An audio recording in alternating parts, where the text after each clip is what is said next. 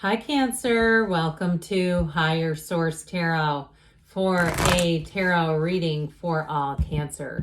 Sun, Moon, Rising, and Venus. Thanks to everybody for all the support. We're going to jump right into it today, but I do appreciate you all.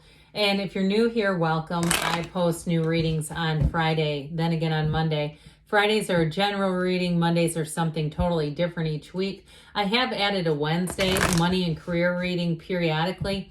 So if you don't mind hitting the like button on this reading, it does something to the algorithm so people will see the reading, but it will also tell YouTube to show you those Wednesday readings when they're posted. All right, what advice do you have for Cancer? Sun, Moon, Rising, and Venus. What does Cancer need to know, please, for the best and highest good of all involved with Cancer? Messages for Cancer, please. All right, we will lay out the tarot here, then we're going to pull a Halloween oracle just to bring it all together. There.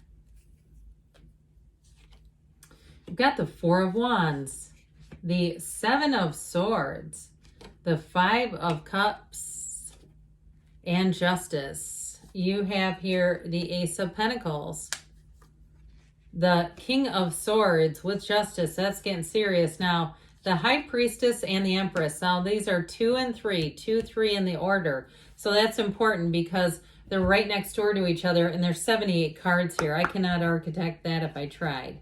All right, nice reading, but let's see what the Halloween oracle says. What else does Cancer need to know?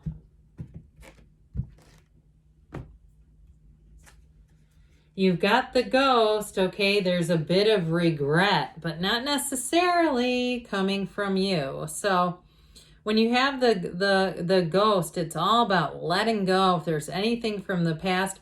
But what I really got with this is somebody doing something to you, taking something from you, and it may be more in a metaphorical sense if it's a relationship that didn't end in the way that you thought it would, or even a job. I just get this feeling of like, with that Seven of Swords, Five of Cups, somebody taking something from you. And if that's the case with this card, they're telling you it's time to live fully by just letting go and step into whatever is possible, whatever awaits. It's stepping into all kinds of opportunities and possibilities when we let go. It's one of the greatest paradoxes, as we know, let go to receive. So I like this reading a lot. I like a lot of the cards that are here. But I do like this because talk about new beginnings and happily ever after kind of energy. She also, too, with the Empress being there, represents fertility, too. So it's really about the focus on the joy in life, but it's a new chapter that brings in joy, blessings,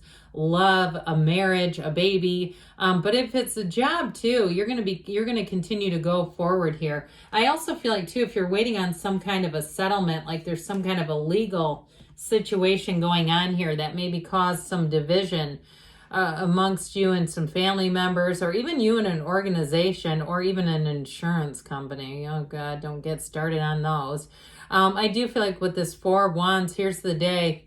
This is the day of celebration, and it's moving up. This is such a layered card, but it is a Hindu wedding ceremony, yes.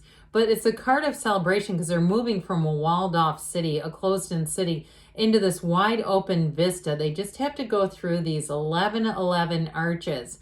So pay attention to the synchronicities, but also too, keep yourself focused on the positive, on the unfoldment, on the, this phone call, this email that comes in that tells me it's a yes, and I'm finally done with whatever that was. Because I do feel like with the Seven of Swords here, I do feel like it's something that may have shaken your ability to trust people, places, things with this one. And I don't feel like it was gone, it went unnoticed. I feel like you were very aware of it. So if it was a relationship that ended and they took things, tangible things from you, or money, or even with a job too, I still get an emotional connection with either way with that. Like that ability to trust, like it kind of caused a guardedness where you will, before that exchange, before that job or that person was in your life, you felt more open. And it's like, well, I'm guarded for a good damn reason. You come against the Seven of Swords and tell me how you feel, right? And so with this, though, it's all about letting go and knowing that, quite frankly, this is probably a minority of the people or circumstances that you're going to encounter in the scope of your lifetime. And especially now that you're aware, because the next time you'll see it coming. And so you might find that you trust your instincts a little more regularly, or you trust them with greater depth. But either way with this, I don't feel like it's doing any kind of lifelong damage to you. I feel like it was more of an experience and a lesson learned than something that's here to stay and be that dark cloud over everything. And so if it was in terms of something that got taken from you, you might find too that you were disappointed in the people. You were more disappointed in their character. And even I hear somebody saying, I couldn't sleep at night if I did that to somebody. I couldn't live with myself if I behaved like that. I feel like there was a bit of an eye-opening of that person really has no conscience. They're able to do things I could not do. And that's part of why, you know, you don't do great against in a fight against somebody like that, because their mind goes where yours can't and where it doesn't go naturally. I mean, you'd have to sit there and really try to make that happen. You got yourself disconnected from somebody that you just don't belong connected to. That's all it is. And truly, I think if nothing else, at least from where I sit, it shows something about you, some greatness in you. And what I really hear is purity.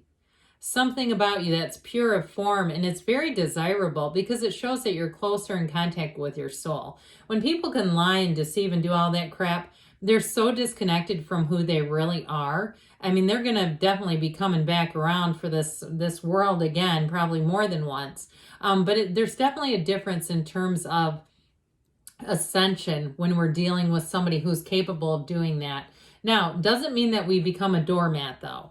It doesn't mean we say, hey, wipe your shoes off on my back. I don't care. This is where things get right again. And so with this, it is a card of saying you're going to make your choices a little more carefully in the future. And if it was some kind of a job situation, I do feel like it gets rectified. If it's not a full-on court case or something in probate, and it's more of just a series of emails saying this much money is owed to me kind of a deal, I do feel like you prove what you need to and get the money back if it's a financial thing you're asking about. Now, if in terms of relationships, though, you definitely have somebody coming in who's a beautiful fit. I do get it too, though, a couple of ways. I get somebody who's been dealing with a job or a situation that you had a partner all the way through, and it just sort of solidifies that you've got a good one there, that you have somebody who is a true partner, and they don't get sick of hearing or watching you persevere. They're not saying you should just give up on this. I feel like they have an understanding that this is important to you, and that when you have a partner, you support what's important, right? So anyway, but with this energy of justice, it's where things get balanced again, so you're not having to fight against. And you're also, too, in terms of new situations, able to let your guard down a bit. So this Ace of Pentacles sure is glorious. We love new beginnings in the tarot, and especially with this one, because it's a new chapter in love or money. Now, it also, too, may feel like resources coming in. So if it even was something like a situation with a car repair or a house project or something like that you've been grappling with, I do feel like you're going to get something new, a new person or a new company involved where you say, this is much better. I don't have to continue to question how much I'm paying for this stuff, because I just have this feeling of unease. I was going to say dis-ease, because we know disease, dis-ease. Something about that was just not great for your energy. And so I feel like it's like a weight is going to be lifted off of you. A burden is going to be lifted off of you, Cancer, with this Ace of Pentacles. And it just feels easy. You know, it's like I almost felt like I was breathing in smog when we were talking about these two cards up there. Like the air was almost black around me. And now it feels easy. It's like I can take a big, deep breath in and there's nothing stopping it. So I mentioned too, you got two bad mothers together. Okay, this is good because, and I say bad as in good, you know what I mean by that. Because the energy too of the King of Swords, very no nonsense, very straightforward. You want something done with integrity, justice, honesty, and once and for all, here you go. There's nothing turning this back. There's no second guessing. And the King of Swords is actually very reasonable energy. So it's like it makes sense. You're not looking at this saying this person doesn't know how to do math and they keep arguing with you. No, no, no. This is someone where you look at it and go, yep, I get what you're saying there. I get it. It all makes sense, and it ends up moving forward. In terms of relationships too, though, very straightforward energy. Communication is very clear and clean.